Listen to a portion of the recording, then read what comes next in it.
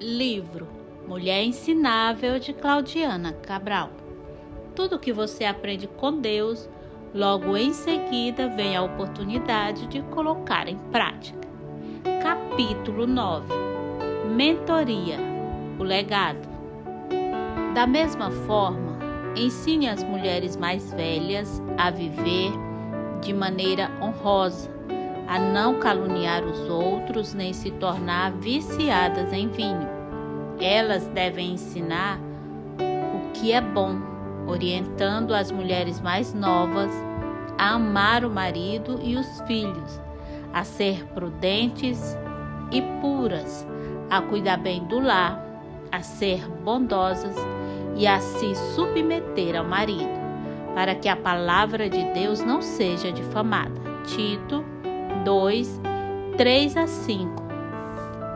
Quantas vezes você já ouviu aquela frase: precisamos de mais Titos e Timóteo? Mas onde estão os Paulos? Pois é, mas e quando a gente fala das mulheres da Bíblia? A Bíblia está cheia de exemplos de mulheres que não apenas viveram sua fé, mas investiram em outras. E é sobre esse legado que vamos falar aqui. Pense em Priscila, que junto com Áquila ensinou a Apolo o caminho de Deus com mais exatidão. Atos 18 e 26. Ou em Ana, a profetisa que não saiu do templo, adorando e falando de Jesus a todos que esperavam a redenção. Lucas 2, 36-38. E o que dizer da própria relação entre Maria e Isabel? Uma geração mais velha acolhendo e encorajando a mais nova em momentos decisivos. Neste capítulo, vamos explorar como a mentoria feminina na fé não é um bônus, é algo essencial. Porque quando uma mulher cristã investe em outra, ela não está apenas passando conhecimento, está perpetuando um legado de fé, resiliência e serviço. E no mundo onde as mulheres enfrentam desafios únicos, quem melhor para entender e orientar do que quem já caminhou por ali antes? Um chamado à mentoria em tempos desafiadores. Na ilha de Creta, o Evangelho chegou a uma sociedade marcada pela desordem moral e pela falta de temor a Deus. Paulo, escrevendo a Tito, sabia que a jovem igreja precisava de raízes firmes para resistir às pressões culturais. Entre suas instruções, ele deu um destaque especial às mulheres. As mais velhas deveriam ser mestras, guiando as mais jovens em uma vida que glorifica a Deus. Tito 2, 3-5 é um convite à mentoria viva, onde o caráter cristão fala mais alto que as palavras. Em nosso tempo, as redes sociais bombardeiam as mulheres com ideias distorcidas de sucesso e felicidade. Esse modelo de discipulado feminino é mais urgente do que nunca. O trecho de Tito 2, 3-5 oferece uma direção sobre um aspecto fundamental da vida cristã e da dinâmica eclesiástica: a transmissão de fé e sabedoria através do exemplo vivido, especialmente no contexto do discipulado feminino intergeracional. Ensinar com a vida é um mandato divino que reconhece o poder inerente do testemunho pessoal como a mais eloquente das pedagogias. Um testemunho pastoral, orientando as mulheres mais jovens a amar o marido e os filhos, a ser prudentes e puras, a cuidar bem do lar. Durante meu período pastoreando em uma igreja local, tive o privilégio de testemunhar uma poderosa transformação na vida de um jovem casal. Essa história ilustra como a palavra de Deus pode renovar mentes e transformar corações, mesmo quando decisões firmes foram tomadas no passado. a promessa antes do casamento. A jovem esposa, em uma conversa, compartilhou comigo sua história familiar. Ela havia crescido observando sua mãe sofrer ano após ano nas mãos de um homem abusivo. Aquela experiência dolorosa a marcou profundamente e mudou sua visão sobre relacionamentos conjugais. Determinada a não repetir a história de sua mãe, ela fez uma promessa a si mesma antes de se casar. Não faria nada para agradar o marido, ele viveria debaixo dos pés dela. Esta decisão não nasceu de rebeldia, mas de um profundo medo de se tornar cativa e eventualmente oprimida como sua mãe havia sido. Ela foi além e estabeleceu um acordo explícito com seu noivo antes do casamento. Deixou claro que não assumiria certas responsabilidades domésticas e que se um dia tivesse filhos, isso só aconteceria se ele se comprometesse a assumir os cuidados com a criança, dar banho, oferecer mamadeira, levar ao médico e outras tarefas semelhantes. O encontro com a verdade bíblica. Durante nosso ministério naquela igreja, organizamos diversos cursos para as mulheres. Estes incluíam temas como mulher sábia, a mulher edificadora, a esposa submissa segundo a Bíblia e clube do livro com temas voltados para as mulheres. Os estudos não promoviam submissão cega ou opressão, mas exploravam o modelo bíblico de relacionamento conjugal baseado no amor mútuo, respeito e honra.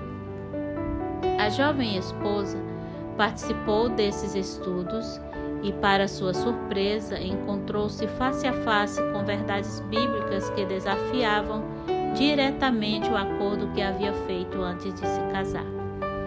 As Escrituras apresentavam uma visão de casamento muito diferente daquela que ela havia imaginado. Uma parceria onde ambos se servem mutuamente por amor, não por obrigação ou medo. A luta interior e a transformação. Em outro momento de conversa pastoral, ela compartilhou sua luta interior. Pastora, percebi que não posso me comportar como eu havia decidido. Preciso obedecer à palavra de Deus. O que mais me impressionou foi seu testemunho sobre como o Espírito Santo trabalhava em sua vida cotidiana. Ela relatou que todas as vezes que se propunha a agir contrariamente aos princípios bíblicos, o Espírito Santo a fazia lembrar dos ensinamentos que havia recebido no ministério de mulheres. Eu simplesmente não consigo fazer o errado, ela confessou. Os ensinamentos vêm à minha mente e sinto que devo honrar a Deus em meu casamento, mesmo que isso signifique mudar minha postura inicial. O legado da mentoria espiritual. Este testemunho me trouxe grande alegria, não porque a jovem havia mudado sua postura sobre tarefas domésticas. Isso seria uma visão superficial da transformação, mas porque ela havia permitido que a palavra de Deus renovasse sua mente e curasse feridas profundas causadas pela experiência traumática de sua infância. Sua história ilustra perfeitamente o princípio bíblico encontrado em Tito 2:3-5, onde Paulo instrui as mulheres mais velhas a ensinarem as mais jovens. Este é o verdadeiro legado do discipulado cristão, a transmissão não apenas de conhecimento, mas de sabedoria vivida que transforma corações e renova mentes. A jovem esposa não abandonou sua dignidade ou se tornou subserviente. Pelo contrário, encontrou liberdade ao permitir que os princípios bíblicos e não o medo baseado em experiências passadas guiasse suas decisões no casamento. O poder do exemplo honroso, uma vida que prega. A mulher ensinável não apenas recebe instrução, mas também se torna um canal através do qual outros são ensinados. Provérbios 9:9. Seu testemunho não está limitado às palavras que profere, mas se estende ao exemplo que estabelece através de sua vida. Ela entende que suas ações comunicam mais eloquentemente que suas palavras e que sua vida diária é um sermão contínuo para aqueles ao seu redor. Mateus 5,16. Uma vida honrosa não é perfeição, mas consistência em refletir Cristo. O testemunho mais poderoso não é o que dizemos sobre Cristo, mas como vivemos por causa dele. Romanos 12:2. As pessoas podem argumentar com nossa teologia, mas não podem argumentar com uma vida transformada pelo Espírito Santo. O farol em meio à tempestade não precisa gritar. Sua luz guia os navegantes. Da mesma forma, a vida de uma mulher piedosa ilumina o caminho para as mais jovens, cumprindo o chamado de as mulheres mais velhas serem exemplos no procedimento a fim de instruírem as mais jovens. Que nossa vida seja um sermão silencioso, mas eloquente para a glória daquele que nos chamou das trevas para a sua maravilhosa luz. Por que ensinar com a vida é essencial? Primeiro, as ações falam mais alto que palavras. Filhinhos, não amemos de palavras nem de língua, mas de fato e de verdade. 1 João 3,18. Em um mundo cheio de palavras e promessas vazias, a autenticidade de uma vida vivida em coerência com os valores professados tem um poder extraordinário. Vivemos em uma cultura de exibição, onde muitos cristãos são especialistas em projetar uma imagem de espiritualidade nas redes sociais ou na igreja, enquanto vivem vidas completamente diferentes em casa. A mulher ensinável entende que a integridade, a consistência entre o que professa e como vive, é essencial para um testemunho eficaz. Somos desafiadas a examinar a coerência entre nossas palavras e ações, reconhecendo que a inconsistência mina nosso testemunho. Segundo, o exemplo inspira imitação. Sede meus imitadores, como também eu sou de Cristo. 1 Coríntios 11:1. Quando vivemos de maneira que reflete Cristo, inspiramos outros não apenas a admirar nossa fé, mas a desejarem seguir o mesmo caminho. Quando as pessoas veem uma vida genuinamente transformada pelo Evangelho, uma vida marcada por alegria em meio ao sofrimento, paz em meio ao caos, generosidade em meio à escassez, elas não apenas respeitam essa fé, mas começam a desejar experimentá-la também. Seu exemplo se torna um convite vivo para os outros conhecerem o Cristo que você conhece. Terceiro, alguns aprenderão apenas através do exemplo. Igualmente, mulheres, sede submissa a vossos próprios maridos, para que, se alguns não obedecem à palavra, sejam ganhos sem palavra, pelo procedimento de suas mulheres. 1 Pedro 3:1. Há pessoas em nossa vida que podem ser resistentes à palavra sobre Cristo, mas que podem ser profundamente impactadas ao testemunhar Cristo em nós. Tome em O Poder da Mulher que Ora, compartilha.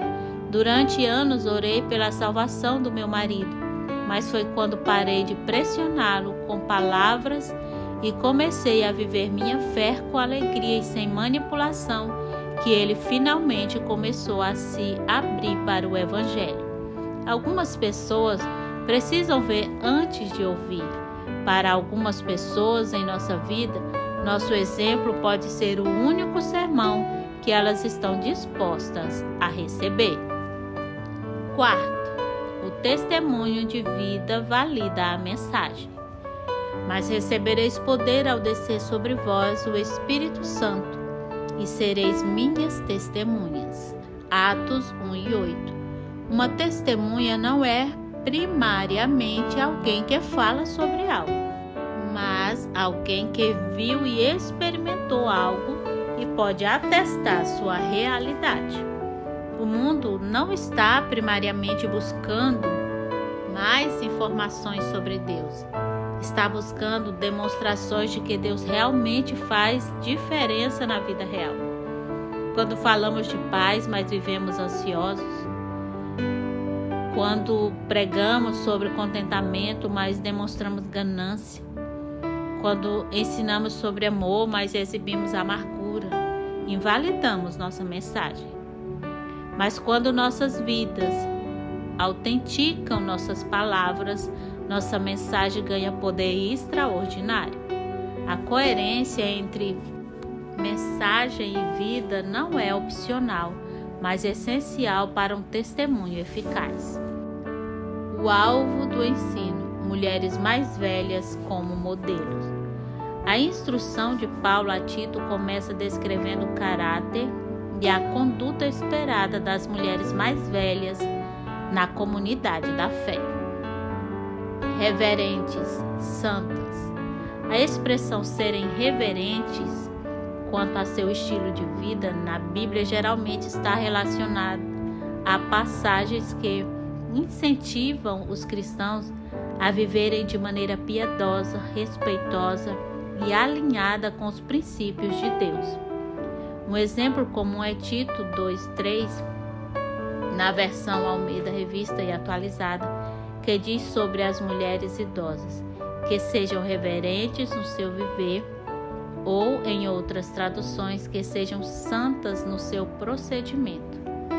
Significa viver com um profundo respeito e temor a Deus, refletindo isso em ações, palavras e escolhas diárias em um chamado à santidade. O comportamento deve ser um testemunho para outros, com honestidade, humildade, amor e justiça, evitando práticas como fofocas, imoralidade ou egoísmo. No contexto de Tito, por exemplo, as mulheres mais velhas são chamadas a serem exemplo para as mais jovens.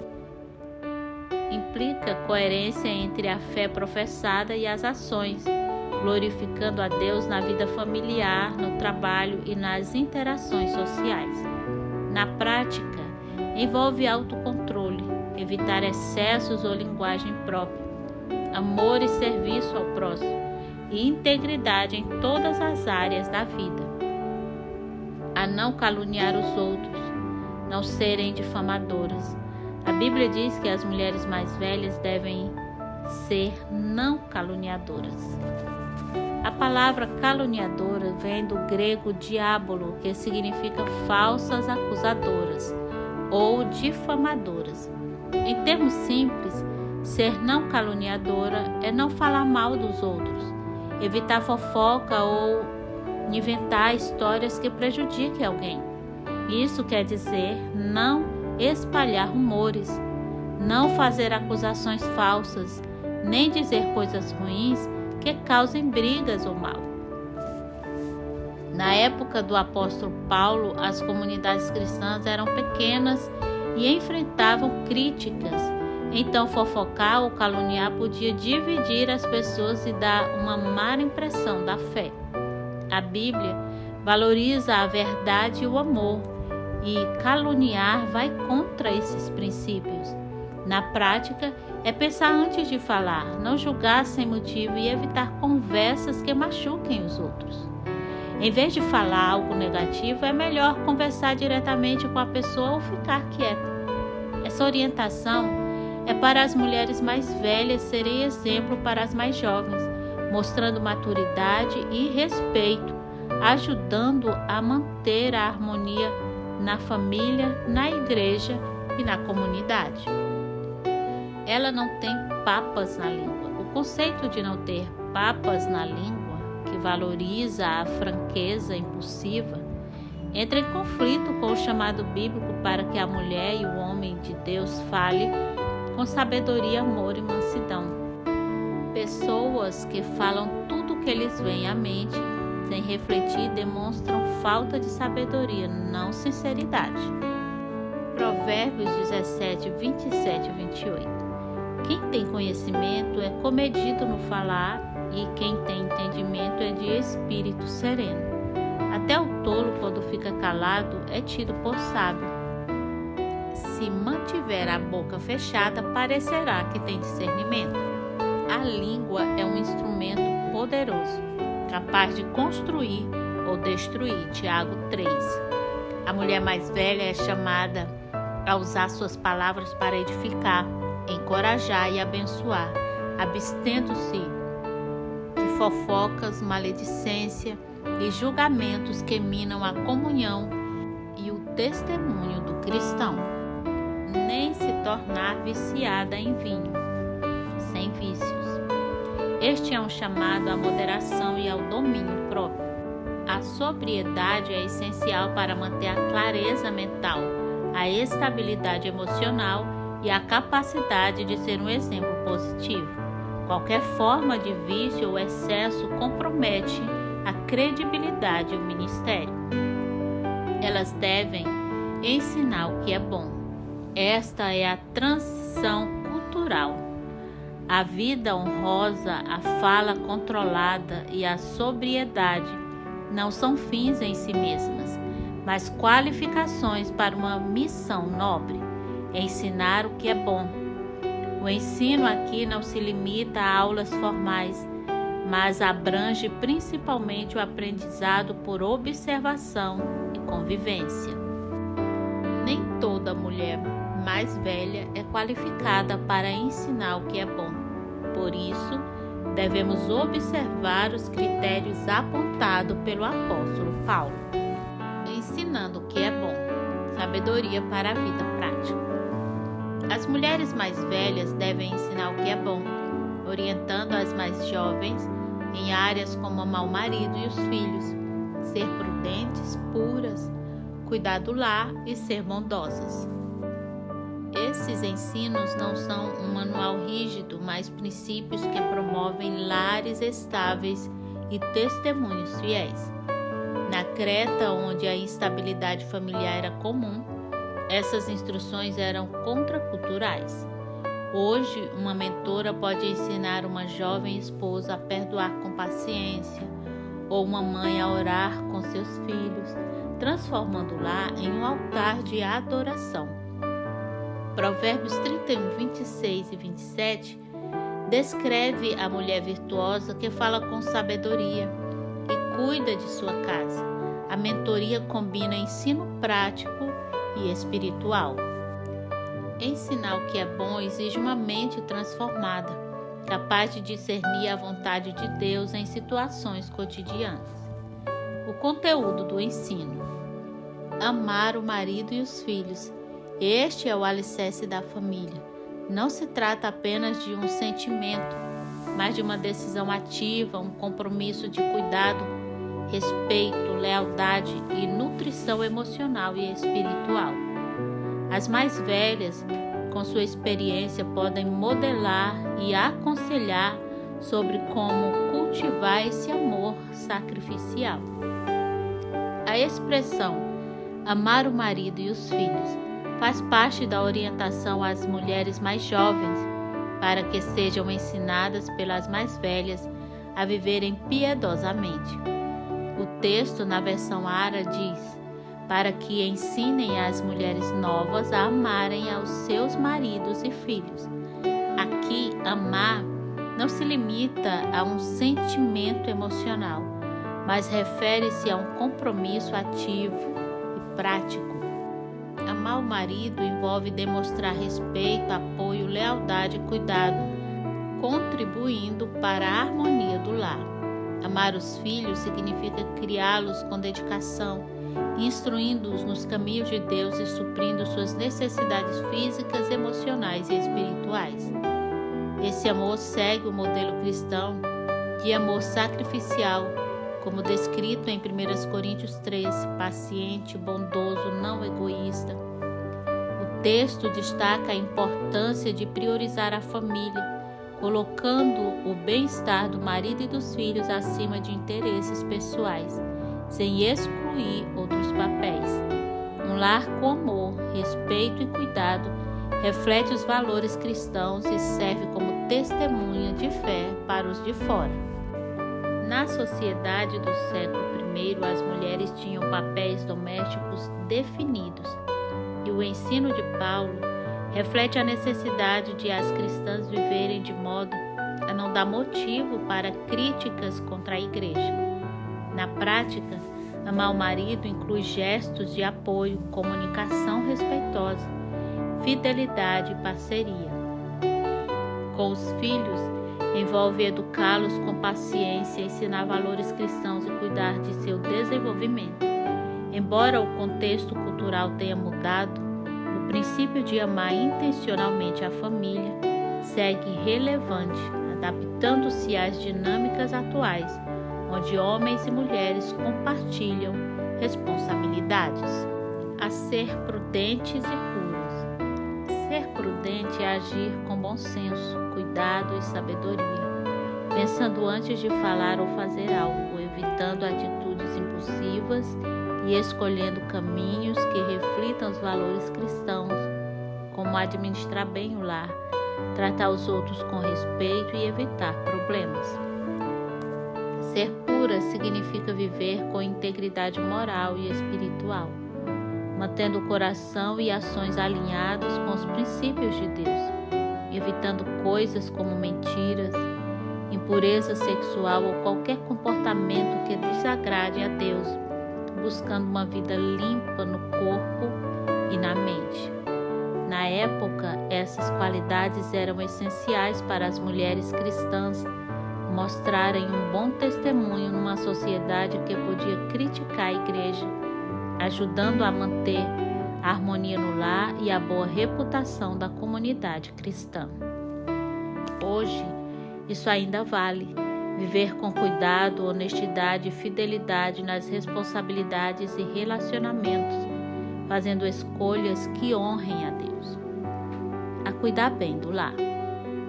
Isso vai além da simples limpeza. Envolve criar um ambiente acolhedor, administrar os recursos com sabedoria e fazer do lar um refúgio de paz e ordem. É a arte de transformar uma casa em um lar. Não tem a ver apenas com espaço físico, tem a ver principalmente com pessoas. O termo grego aikouros vem de aikos, casa, lar, e ergo, trabalho, significa literalmente trabalhadora do lar ou cuidadora da casa. Em termos simples, cuidar bem do lar é ser responsável por criar um ambiente familiar harmonioso, acolhedor e organizado, onde a família cresça espiritualmente, emocionalmente e fisicamente. Também significa fazer do lar um reflexo dos valores cristãos, com hospitalidade, cuidado mútuo e ensino dos princípios de Deus aos filhos. Quando Paulo escreveu a Tito, as mulheres tinham um papel central na administração do lar numa sociedade patriarcal, e o conselho era para que as cristãs vivessem de forma exemplar, para que suas atitudes não dessem motivo para críticas contra a igreja, como diz Tito 2:5, para que a palavra de Deus não seja blasfemada. Cuidar do lar é uma forma de servir a Deus. Assim edificarás tua casa sobre a sabedoria e com o entendimento afirmarás. O lar é frequentemente o lugar onde nosso verdadeiro caráter é mais claramente revelado e onde temos oportunidades diárias de modelar valores cristãos. Lisa, em O que acontece quando a mulher caminha pela fé, escreve: nossos filhos aprendem mais sobre Deus observando como vivemos nossa fé em casa do que através de qualquer lição formal que possamos ensinar. Quando nos veem orando em momentos de crise, escolhendo perdoar quando magoados ou servindo com alegria mesmo quando cansados, eles estão recebendo lições poderosas sobre como a fé funciona na vida real. O lar não é apenas como um lugar de refúgio, mas como uma sala de aula onde formamos a próxima geração a ser bondosas, traduzindo por amáveis. Ela não cuida do lar de modo autoritário, praticando antes a instrução da bondade. Provérbios 31:26. A bondade é uma manifestação do fruto do Espírito, expressa em gentileza, compaixão e consideração pelos outros, tanto dentro quanto fora da família. Paulo associa essa bondade a um caráter íntegro, que inclui santidade, autocontrole e a rejeição de comportamentos como fofocas ou vícios, que podem enfraquecer o testemunho cristão. Além disso, ser bondosa implica em um papel de exemplo e ensino. As mulheres mais velhas são incentivadas a modelar essa virtude diante das mais jovens, demonstrando na prática como viver com amor, dedicação à família e submissão a Deus. Essa responsabilidade geracional visa fortalecer e transmitir valores alinhados com o Evangelho. Por fim, Paulo ressalta que a bondade não é apenas uma qualidade moral, mas um reflexo do poder transformador de Cristo. Ao agir com bondade, os cristãos adornam a doutrina de Deus, Tito 2:10, tornando-a atraente e crível para os que estão fora da fé. Assim, ser bondosa, segundo Tito 2, é integrar ações generosas, caráter íntegro e ensino prático, tudo como expressão de uma vida transformada pelo amor de Deus e comprometida com sua missão no mundo, e a se submeter ao marido. A submissão conjugal no Novo Testamento integra-se a uma visão mais ampla de relacionamentos fundamentados no amor e no respeito mútuo, como destacado em Efésios 5:21-33. Não se baseia em inferioridade ou opressão, mas em papéis complementares, onde o marido é chamado a amar a esposa com um amor sacrificial, semelhante ao de Cristo pela Igreja. Em Tito 2:5, a exortação à submissão tem um propósito prático: evitar que a palavra de Deus seja difamada. A submissão bíblica é voluntária, fruto de uma escolha livre baseada no amor a Deus e no compromisso com o bem do próximo. Ela não anula a dignidade, a voz ou a autonomia da mulher, como exemplifica a esposa virtuosa de Provérbios 31, ativa, sábia e respeitada em seu papel. Paulo, embora escrevendo em um contexto patriarcal, buscava elevar a dignidade das mulheres e promover a harmonia familiar. Os cônjuges são chamados a se submeter mutuamente no temor de Cristo, Efésios 5:21, praticando serviço recíproco e rejeitando qualquer distorção que justifique abuso, controle opressor ou desigualdade essencial. Gálatas 3:28. Ser submisso ao marido. Em Tito 2, é viver em harmonia ordenada e amorosa, onde ambos os cônjuges cumprem seus papéis com humildade e respeito mútuo, visando glorificar a Deus e testemunhar o poder transformador do Evangelho. É uma exortação à parceria, não à subjugação. As mulheres mais velhas podem ajudar as mais jovens a entender e viver essa dinâmica de forma saudável e bíblica. O propósito maior: a honra da palavra de Deus. A razão final para todo esse ensino e vivência é profunda, para que a palavra de Deus não seja difamada. A conduta dos crentes, especialmente em suas relações familiares e sociais, serve como um testemunho vivo da veracidade e do poder transformador do Evangelho. Quando os lares cristãos são caracterizados por amor, respeito, pureza e ordem, e quando as mulheres e homens vivem de maneira honrosa, a mensagem de Deus é validada e se torna atraente para um mundo que observa. Por outro lado, a hipocrisia ou o comportamento desordenado podem desacreditar a fé. Que nossas palavras sejam poucas e nossas ações eloquentes. Que sejamos reverentes em nosso proceder, controladas em nosso falar, sóbrias em nossos hábitos e fiéis em nosso testemunho. Um vitral em uma catedral só revela sua beleza quando a luz o atravessa. A vida de uma mulher cristã iluminada pelo Espírito revela a glória de Deus. Um legado de fé e ensino. Em um mundo cada vez mais individualista e com laços comunitários enfraquecidos, a visão de Tito II é radicalmente contracultural e profundamente necessária. Ela nos desafia a construir uma comunidade de mulheres que aprendem e ensinam, crescendo juntas na fé. Ser ensinável, como o título desse livro sugere, não é apenas receber, mas compartilhar a sabedoria que Deus concede.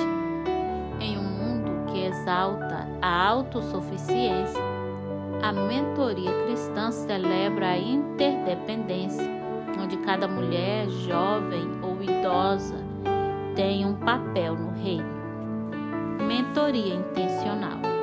As igrejas precisam fomentar ativamente espaço e oportunidades para que esse discipulado intergeracional aconteça, não apenas formalmente, mas organicamente, através de relacionamentos.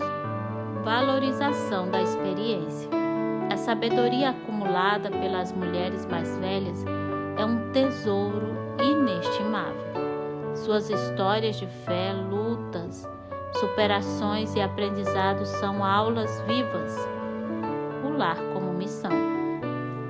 A ênfase no cuidado do lar não é diminuir a mulher, mas reconhecer a importância estratégica da família como o primeiro campo missionário e a base para uma sociedade saudável. Caráter acima de tudo. Os princípios de prudência, pureza e bondade são atemporais e essenciais para um testemunho cristão eficaz em qualquer cultura ou época. Vivendo o Evangelho.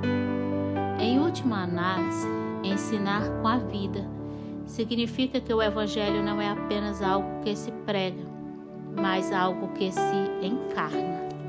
As mulheres mais velhas são chamadas a serem a personificação da graça, da sabedoria e do amor de Deus para as gerações mais novas.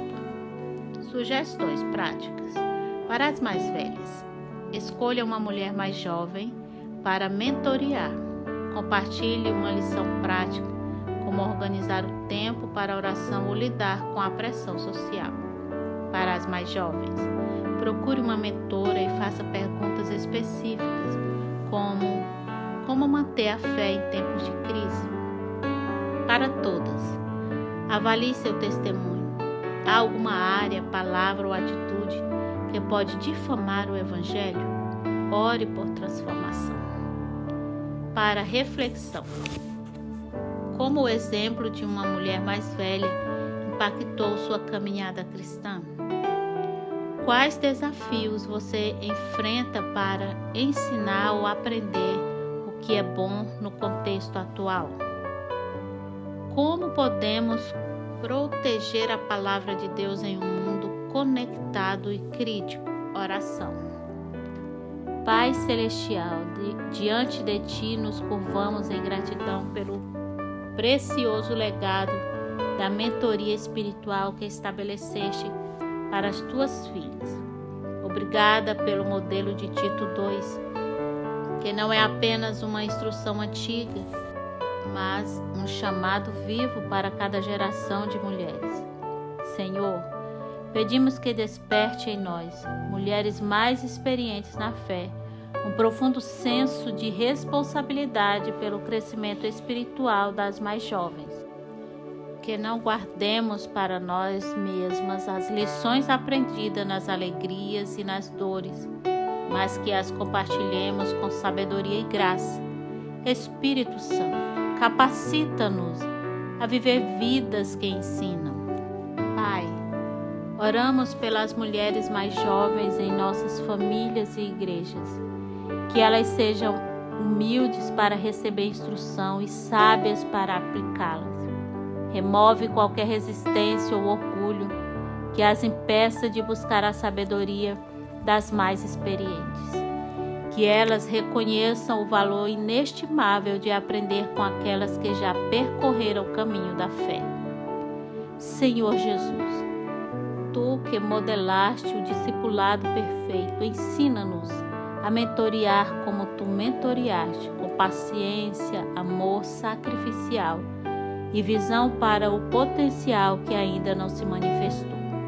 Abençoa os lares representados por cada leitora deste livro, que sejam lugares de paz, ordem e amor genuíno.